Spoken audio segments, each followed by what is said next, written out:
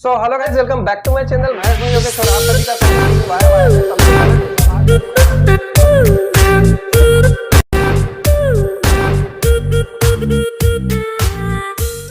Hello guys, welcome back to my channel. मैं हूं योगेश और आप सभी का स्वागत है टीम वाई वाई में। आज के वीडियो में हम लोग एक ऐसे टॉपिक के ऊपर बात करेंगे जिसके बारे में हर एक इंटरनेट यूजर और हर एक इन्वेस्टर को पता होना बहुत ज्यादा जरूरी है।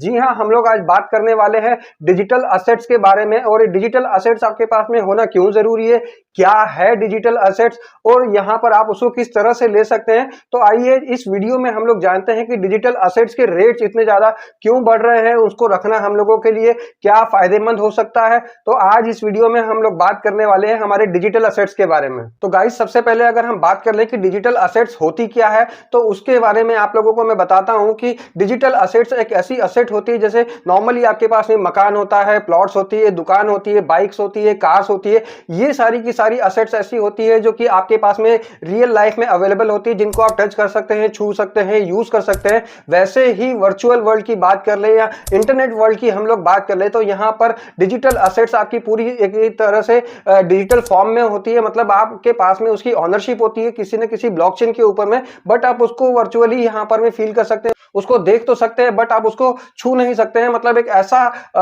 असेट जिसको आप सिर्फ और सिर्फ देख सकते हैं, छू नहीं सकते हैं। मतलब आपके पास में किसी ब्लॉकचेन के ऊपर में अगर कोई ऐसी असेट है जैसे क्रिप्टो करेंसी हो गया या एनएफटीज हो गया, इनके भी अलग अलग फॉर्म्स होते हैं। ये होती है आपकी डिजिटल असेट जो कि आप देख सकते हैं बट उनको छू नहीं सकते। अब बात करने की क्रिप्टो करेंसी कितनी तरह की होती है, तो यहां पर क्रिप्टो करेंसी के अलग अलग बहुत सारे वेरिएंट्स अवेलेबल है। मतलब यहां पर अगर आप लोग क्रिप्टो करेंसी की बात कर ले तो वो भी आपकी डिजिटल असेट्स है।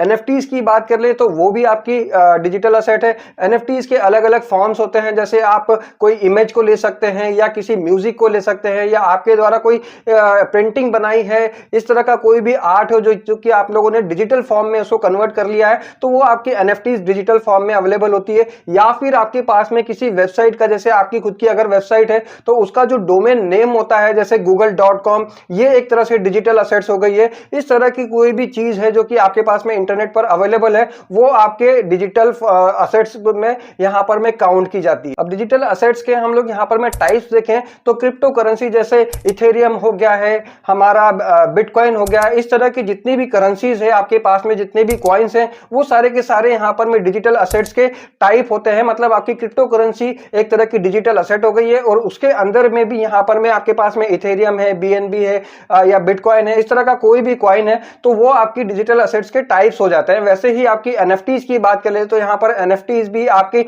जो होती है नॉन फंजेबल टोकन, जो कि किसी ब्लॉकचेन का हिस्सा होती है, ब्लॉकचेन के ऊपर डिप्लॉयड होती है, वो भी आपकी यहां पर में डिजिटल असेट्स के टाइप्स के अंदर में काउंट होती है। या तो फिर आपके पास में कोई डिजिटल कंटेंट है, जैसे आपका म्यूजिक है, आपके पास में कोई आपने बुक लिखी है जिसको आपने डिजिटल फॉर्मेट में कन्वर्ट कर लिया है, इस तरह की जो डिजिटल आपके पास में अगर असेट्स है, डिजिटल आपके पास में कोई कंटेंट है तो वो भी आपके डिजिटल असेट्स के अंदर उसके टाइप्स में काउंट होता है। अब अगर हम बात कर लें कि डिजिटल असेट्स जो होती है जिसको हम छू भी नहीं सकते हैं, उनकी यहाँ पर में वैल्यू क्यों बढ़ती है, तो डिजिटल असेट्स की यहाँ पर में वैल्यू बढ़ने का सबसे बड़ा रीजन है यहाँ पर उसकी क्वांटिटी जो होती है काफी कम होती है। जैसे अगर हम बिटकॉइन की बात कर लें तो बिटकॉइन की क्वांटिटी जो है सिर्फ और सिर्फ 21 मिलियन है। यहाँ पर उससे ज्यादा एक भी बिटकॉइन और यहाँ पर क्रिएट नहीं किया जा सकता है। दूसरे रीजन की बात करें अगर हम यहाँ पर, तो ये ब्लॉकचेन के ऊपर में डिप्लॉयड होती है और ब्लॉकचेन के ऊपर में सारी की सारी चीजें जो है, ट्रांजैक्शंस की बात कर ले या असेट्स की बात कर ले, पूरी की पूरी ट्रांसपेरेंसी के साथ में आपकी यहाँ पर अवेलेबल होती है और उसके ऊपर आपकी ऑनरशिप जो है यहाँ पर में क्लियरली मेंशन होती है। थर्ड रीजन है इसकी यूटिलिटी। मतलब आपके जितने भी डिजिटल असेट्स है उसकी यूटिलिटी यहाँ पर में प्रॉपर मार्केट में बनी हुई है, इस वजह से इनकी वैल्यू जो है यहाँ पर में डे बाय डे इंक्रीज भी होती जाती है। जैसे अगर बिटकॉइन की बात कर ले तो पेमेंट्स में यूज होता है, एनएफटीज की बात कर ले हम तो यह वो गेमिंग के अंदर में यूज होती है, या तो फिर आपको रिवार्ड्स दिलवाने में यहाँ पर में एनएफटी आपकी हेल्प करती है। इस तरह से डिजिटल असेट जो है यहाँ पर में यूज होती है और उनकी वैल्यू यहाँ पर में कंटिन्यूअसली इंक्रीज होती जाती है। और फोर्थ रीजन की अगर हम लोग यहाँ पर बात करें तो इसकी ग्लोबल डिमांड होती है। मतलब आपके पास में अगर कोई डिजिटल एसेट है जिसको आपने यहाँ पर में ब्लॉकचेन के ऊपर में अगर सेल के लिए यहाँ पर में लिस्टिंग कर दिया है तो पूरी वर्ल्ड वाइड आपके पास में यहाँ से उसकी डिमांड आ सकती है। मतलब ग्लोबल डिमांड आपकी एनएफटीज की, कॉइन्स की होती है या आपकी डिजिटल कोई भी कैपिटल है उसकी यहाँ पर में कंटिन्यूअसली वर्ल्ड वाइड डिमांड होती है। इस वजह से इसको इन्वेस्टमेंट का एक अच्छा फ्यूचर भी माना जा रहा है। सो गाइस, डिजिटल असेट्स के अगर कुछ प्लस पॉइंट है तो यहाँ पर माइनस पॉइंट भी आप लोगों को देखने को मिल जाएंगे, क्योंकि डिजिटल असेट्स में अगर आपके पास में चाहे एनएफटीज की बात कर ले, चाहे हम क्रिप्टो कॉइन की बात कर ले, या किसी भी तरह का आपके पास में डिजिटल कोई रिकॉर्ड है जो कि आपकी असेट है, तो यहाँ पर उसकी पंपिंग डंपिंग के बहुत ज्यादा चांसेस होते हैं। मतलब आपकी किसी भी एनएफटी की या कॉइन की या फिर आपके पास में कोई भी ऐसी असेट है जो कि डिजिटल फॉर्म में अवेलेबल है, तो उसके पंप और डंप होने के चांसेस बहुत ज्यादा होते हैं। मतलब रिस्क फैक्टर यहाँ पर हमेशा बना रहता है कि आपकी जो भी असेट है उसकी वैल्यू या तो अचानक से हाइप हो जाएगी, बढ़ जाएगी, या तो फिर वो डंप हो जाएगा। मतलब यहाँ पर उसकी वैल्यू जो है वो रेट बिल्कुल कम हो जाएंगे। तो यहाँ पर रिस्क फैक्टर भी आप लोगों का बना रहता है। सेकंड, अगर हम लोग बात करें यहाँ पर, तो आपकी जो डिजिटल असेट्स है यहाँ पर उसके साथ में स्कैम भी हो सकता है। मतलब आपके पास में हो सकता है कि अगर आपके पास में नॉलेज नहीं है तो आपने कोई ऐसी डिजिटल असेट्स खरीद ली हो जो कि यहाँ पर में आगे आने वाले टाइम में आपको जो ज्यादा रिटर्न ना दे पाए, या तो फिर आपके साथ में कोई स्कैम हो जाए, आपकी जो डिजिटल वॉलेट होता है उसकी की कहीं से लीक हो जाए या किसी और के पास में चले जाए, तो आपका फंड जो भी है यहाँ पर वो चोरी होने के चांसेस भी बने रहते हैं। और सबसे बड़ा एक ड्रॉबैक यहाँ पर में है रेगुलेटरी रूल्स। हर कंट्रीज की क्रिप्टो करेंसी को लेकर या फिर एनएफटीज को लेकर अगर टोटली बोला जाए तो डिजिटल असेट्स को लेकर हर किसी कंट्री के रूल्स जो है वो बिल्कुल डिफरेंट होते हैं। ग्लोबली जो डिमांड आपकी डिजिटल असेट्स की होती है वो ऑलमोस्ट सेम होती है, किसी भी कंट्री में है वो सेम होगी।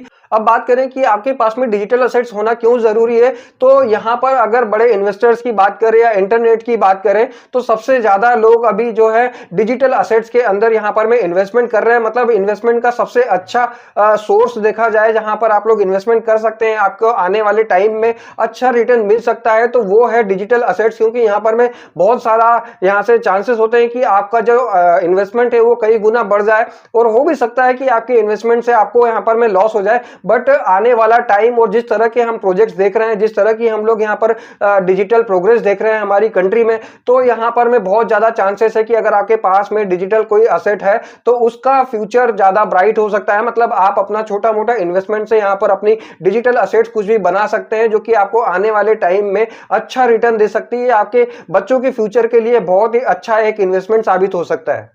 तो चलिए आज के वीडियो के लिए इतना ही। आई थिंक कि ये वीडियो आपके लिए बहुत ही ज्यादा हेल्पफुल रहेगा डिजिटल असेट्स को समझने के लिए और डिजिटल इन्वेस्टमेंट करने के लिए। तो आज के वीडियो के लिए इतना ही। ऐसे ही इंफॉर्मेशन वीडियोस के लिए बने रहे मेरे साथ मेरे चैनल पर। मिलते हैं नेक्स्ट वीडियो में, तब तक के लिए bye, love you all guys.